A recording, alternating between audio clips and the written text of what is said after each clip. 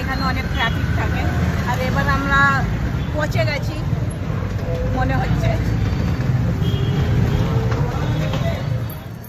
আমরা পৌঁছে গেছি গোবিন্দ দেবজি টেম্পল।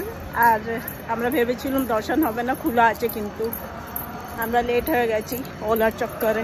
এখানে অনেক ট্রাফিক থাকে বলে সব ওলাগুলো ক্যান্সেল করেই চলেছে।